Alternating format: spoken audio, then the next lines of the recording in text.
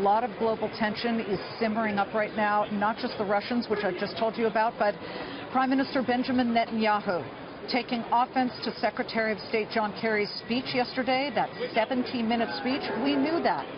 Our closest ally, the British, are now standing firmly behind Israel. This has just come out in the last couple of hours.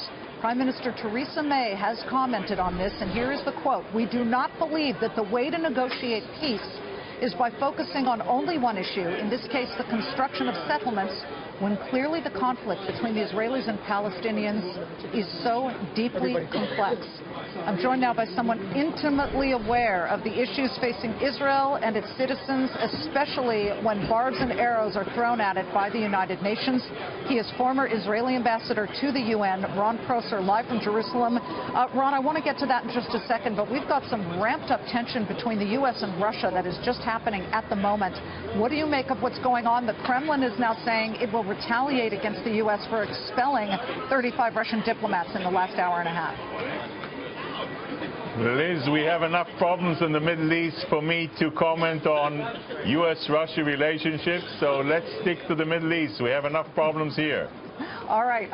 I would have thought, you having watched the machinations in the United Nations, but let us bring it to the Middle East, because these are issues that are almost in the rear view of the Obama administration. And yet, the administration, of course, decided not to partake in that Security Council vote, and by not voting against it, in a way, they cleared the path.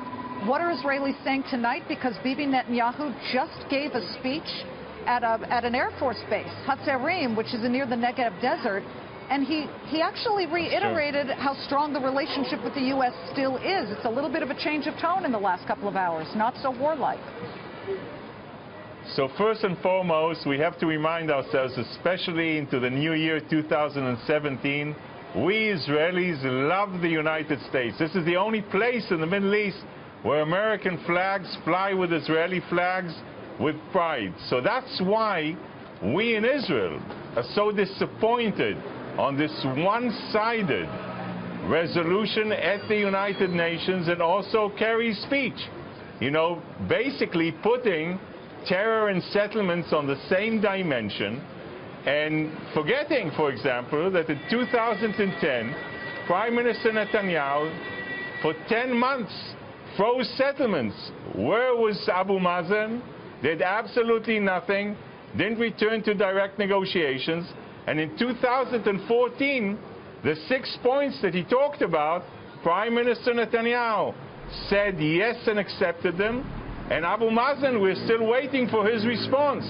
So in the sense, in Israel, huge disappointment, because the United States of America is our ally.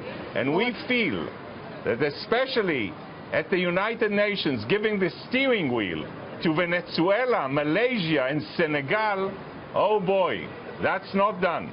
Well, it is rather stunning, considering if you look at the U.S. policy, somewhat of an epic fail when it comes to Syria, Iraq, Libya, Yemen, Egypt, all of these issues, and yet it's Israel that the United States is verbally smacking around at this point. So I'm sure that it's certainly disconcerting, as you know, because I saw you just less than a week ago. I was in Israel, and I went to the Western Wall.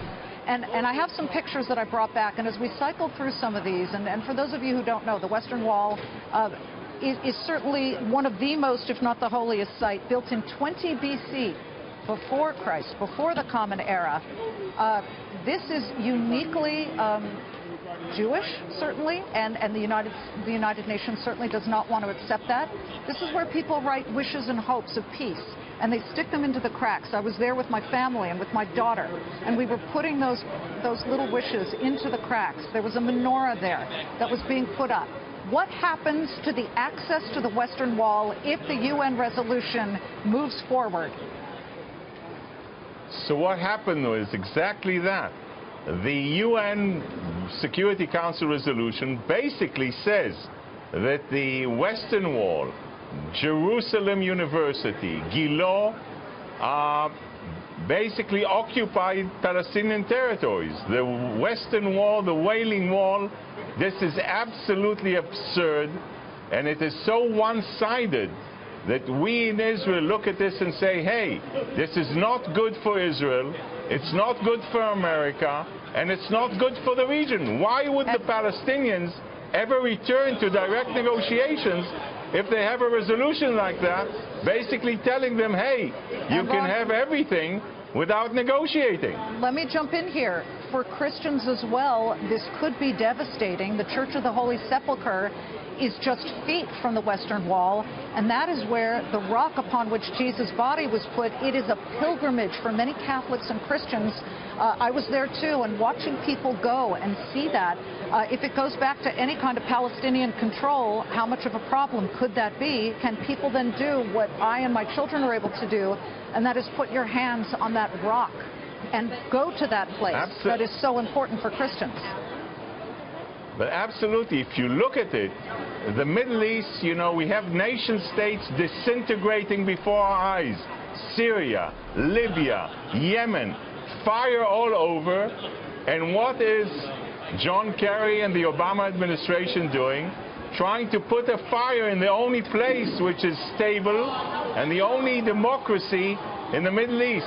And if you really think about it, this is what gets us so angry and so disappointed, because there can be disagreements inside the family, but giving the steering wheel to the Security Council, this systematic bias against Israel with those resolutions, this is really, a friend doesn't take a friend to the Security Council. I don't know how you did it, Ambassador, how you spent all those years facing the United Nations, which, you want to talk a broken system, they make the VA look like it's totally organized. Listen, we wish you good luck. Thank you so much. Thank you. We appreciate it. Former Ambassador to the UN. Thank you, anytime. And have a wonderful New Year. And to you too, and to the nation of Israel. Thank you so much.